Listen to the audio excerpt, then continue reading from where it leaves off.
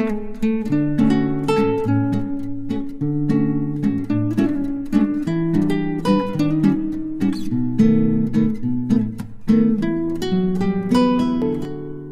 Viewers, কেমন আছেন সবাই? আমি ফায়াফাই ম্যাজিক নিডলের কাজ নিয়ে হাজির হলাম আপনাদের মাঝে। এর আগেও লাভ শেপের এমব্রয়ডারি করেছি আমি ম্যাজিক নিডল দিয়ে, তবে এটা কিছুটা ভিন্ন।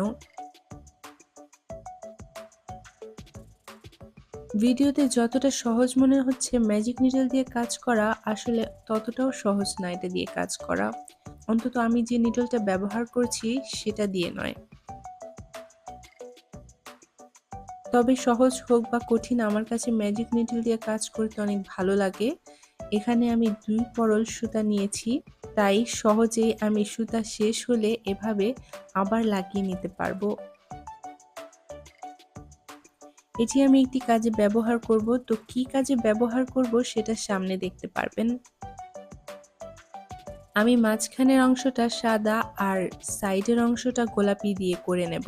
তো আমার ম্যাজিক নিডলের কাজ শেষ। চলুন এবার অপর পিঠটা দেখে নেই। আমি এই পিঠটা ব্যবহার করব এখানে। তার আগে সুতাগুলো কেটে সাইজ করে নেব।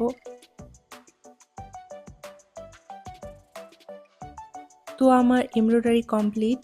এবার আমি এটাকে এই সোয়েটারে বসাবো, কিন্তু তার আগে এই ছেঁড়া অংশটা সুই সুতা দিয়ে আটকে নেব। এই সোয়েটারের হাতাটা ইঁদুর কেটে ফেলেছে, তাই ভাবলাম ম্যাজিক নিডল দিয়ে কিছু একটা করি, আর তাই এই লাভটা তৈরি করলাম।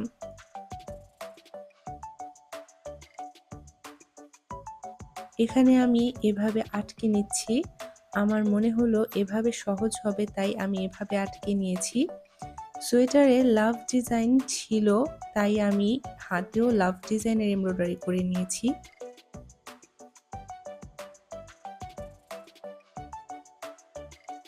তো কেমন লাগলো ভিডিওটা অবশ্যই কমেন্টে জানাবেন। আজকের মতো এতটুকুই।